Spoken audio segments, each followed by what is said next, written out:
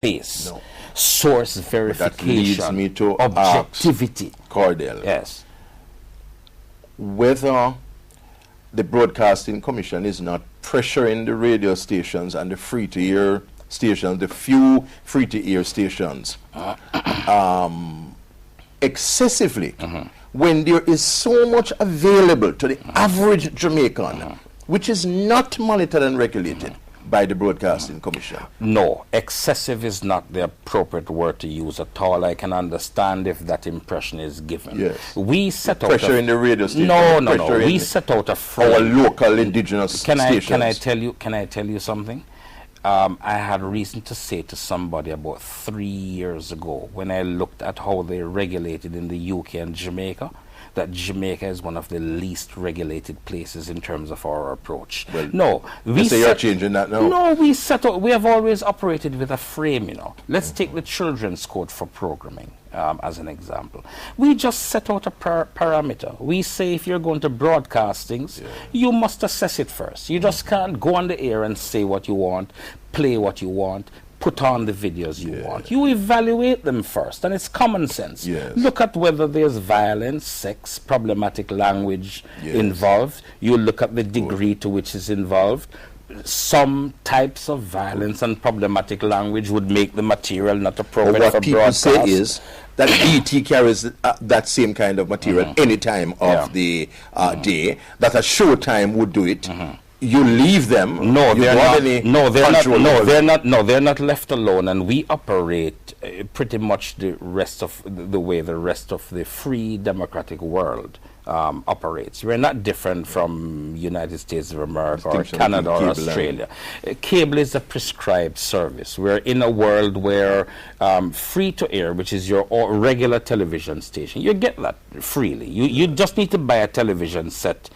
Put up the rabbit ears, and you get that content. And it is in the public interest that that content be made available free, because the poor must always be able to access information. Freely access the cable service. There's nobody who takes out a cable service now who buys a TV, who doesn't have a cable service. Well, there are some people. There are some persons who actually don't subscribe, but I mean, I understand your argument. But that's your choice. You go in and you decide what packages you want. If you're a Christian, you can go into your cable service and buy the packages you want. Not only that, but we have also introduced with the code in 2003 a requirement that all our cable systems be addressable. We're not 100%, but we're getting there. And the whole point of that is that you have your set-top boxes. It allows you to put in your codes. You block out the content you don't want to have. But guess what? All of that is predicated on an informed citizenry. That's why I come back to media literacy. It makes no sense for you to give people access to the internet, give them access to all these platforms for information, but you don't, through your formal system of education and informally through your agencies and through your media, help people to navigate.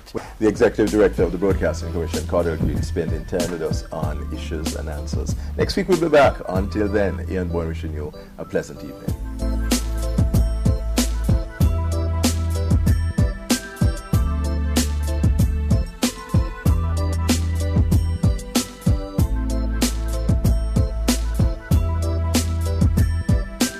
Coming up, a roundup of the latest news headlines.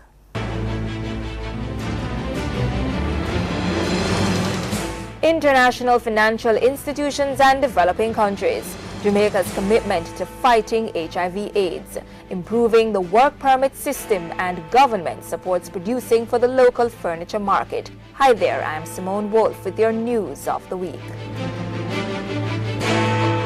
There seems to be no clear direction on the restructuring of the international financial institutions. That charge came recently from Prime Minister Bruce Golding speaking in Trinidad at the Commonwealth Heads of Government meeting. He is concerned that once the economic crisis is over, the interests of middle-income developing countries like Jamaica might be forgotten, and insists that developing countries should be allowed to present their own case to the leaders in the Group of 20 or G20. The government has affirmed its commitment to safeguarding the rights of Jamaican workers infected with HIV/AIDS. Minister of Labour and Social Security Colonel Charles is to expedite discussions on a draft HIV/AIDS workplace policy. This results from a directive by Prime Minister Bruce Golding.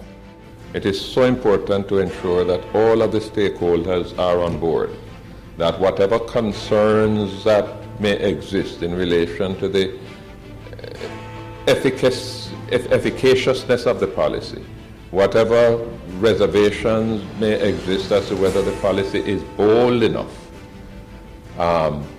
to ensure that all of those are properly addressed. The specific need for a workplace HIV/AIDS policy for the tourism sector was also thrust into the spotlight recently. The tourism product development company, TPDCO, produced and launched a DVD that outlines the reasons for such a policy. It's entitled Wanted, an HIV/AIDS Policy, and is expected to play a major role in addressing the problem of discrimination.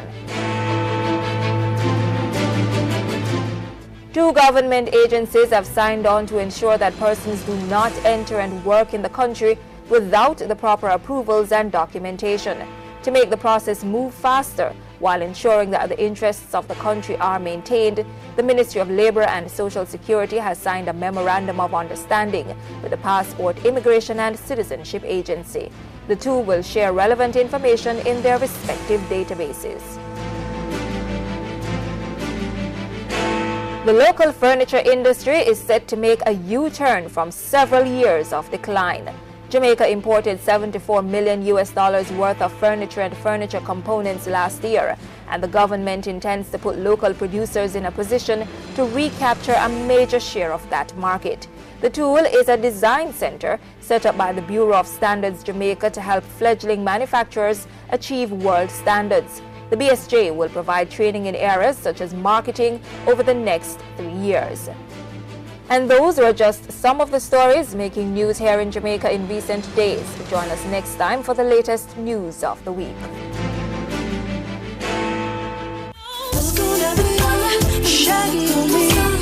Christmas in Jamaica,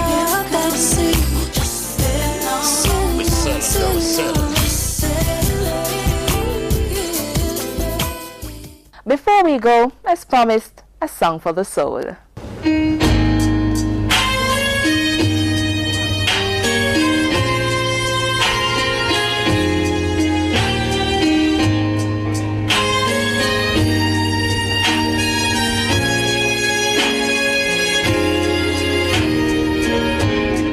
Faithful